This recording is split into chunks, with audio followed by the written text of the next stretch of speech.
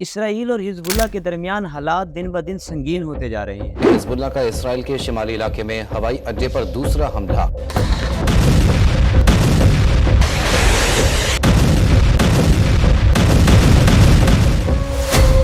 Rocket حملوں کے بعد حیفا سمیت مختلف علاقوں میں اجتماعات پر پابندی عائد کر دی گئی۔ یہ معاملات جنگ کی طرف جاتے ہوئے نظر آتے ہیں۔ دہشت گرد ریاست اسرائیل کی فوجی کارروائیاں کئی دہائیوں سے فلسطینی علاقوں میں ظلم اور جبر کی علامت بن رہی ہیں،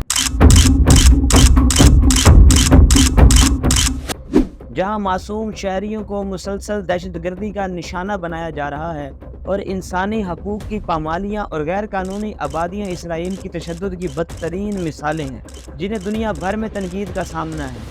اس کے برعکس حزب اللہ، جو کہ ایک ایسی آرگنائزیشن ہے جس نے لبنان کی تاریخ میں ایک اہم کردار ادا کیا ہے۔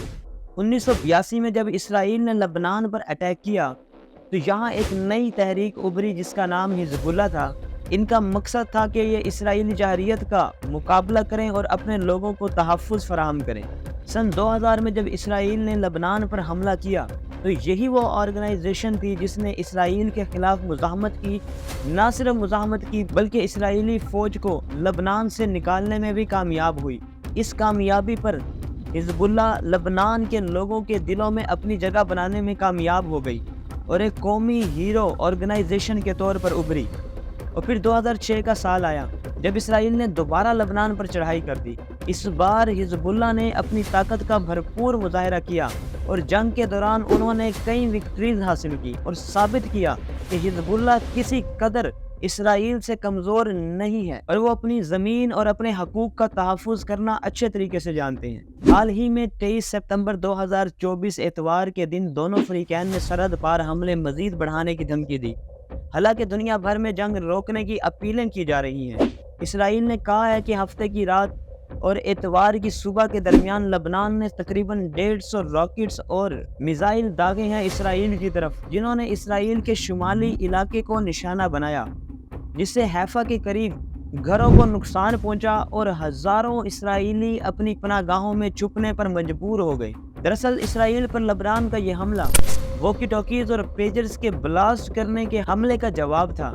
اسرائیل نے بھی فوراً جواب دیتے ہوئے جنوبی لبنان کے حزب اللہ کے ٹھکانوں پر بمباری کی، جس کے بارے میں اسرائیلی فوج کا دعویٰ ہے کہ اس نے حزب اللہ کے ہزاروں راکٹ لانچرز کو تباہ کر دیا ہے۔ اسرائیلی وزیر اعظم نیتن یاہو نے کہا ہے کہ اسرائیل اپنی حفاظت کے لیے ہر ضروری قدم اٹھائے گا، اور یہاں پر حزب اللہ کے نائب سربراہ نعیم قاسم نے اسرائیلی دھمکیوں کا جواب دیتے ہوئے کہا کہ وہ بھی ہر قسمی فوجی حملے کا مقابلہ کرنے کے لیے تیار ہیں۔ انہوں نے اسرائیل پر حزب اللہ کے کمانڈر ابراہیم عقیل کو قتل کرنے کا الزام لگایا، جو کہ اسرائیل کے اس حملے میں شہید ہو گئے۔ ابراہیم عقیل کی تدفین کے دوران حزب اللہ کے حامیوں نے غصے کا اظہار کیا۔ تدفین کے دوران یعنی کہ جنازے میں لوگوں نے امریکہ مرد آباد کے نعرے بھی لگائے، کیونکہ عقیل پر ماضی میں امریکیوں کے قتل کا الزام تھا، جس کی وجہ سے امریکہ نے اس کے سر کی قیمت $7 ملین رکھی تھی۔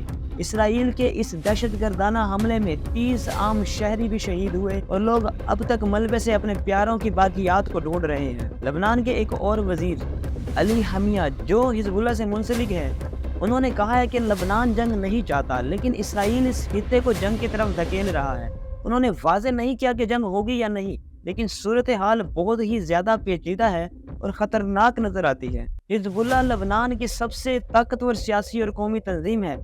اس کے پاس کئی ممالک کی فوجوں سے زیادہ ہتھیار موجود ہیں۔ اس لڑائی کا آغاز 8 اکتوبر 2023 کو ہوا تھا، جب حماس نے غزہ سے اسرائیل پر حملہ کیا اور حزب اللہ نے بھی اسرائیل پر حملے شروع کر دیے۔ حماس کے حملے میں تقریباً 1200 اسرائیلی مارے گئے تھے اور 250 سے زیادہ یرغمال بنائے گئے۔ حزب اللہ کے حملوں کی وجہ سے اسرائیل کے شمالی علاقوں سے 60,000 لوگوں کو نکل کر بھاگنا پڑا۔ اقوام متحدہ کے سربراہ اور دیگر عالمی رہنما صورتحال سے شدید فکر مند ہیں۔ وہ کہہ رہے ہیں کہ یہ تنازع پورے خطے کو تباہی کی طرف دھکیل سکتا ہے اور ایک بڑی جنگ کا خطرہ پیدا ہو رہا ہے۔ ان سارے معاملات کے نتیجے میں امریکہ اور اردن نے تو اپنے شہریوں کو لبنان چھوڑ کر جانے کی ہدایت دے دی ہے، کیونکہ حالات مزید خراب سے خراب تر ہوتے جا رہے ہیں۔ صورتحال کو دیکھتے ہوئے آنے والے وقت میں کیا ہونے جا رہا ہے، کمنٹ سیکشن میں اپنی رائے ضرور دیجیے گا۔ اب تک کے لیے اتنا ہی، دیجیے اپنے ارسلان احمد کو اجازت۔ ملتے ہیں اگلی کسی ویڈیو میں نیکسٹ ٹاپک کے ساتھ۔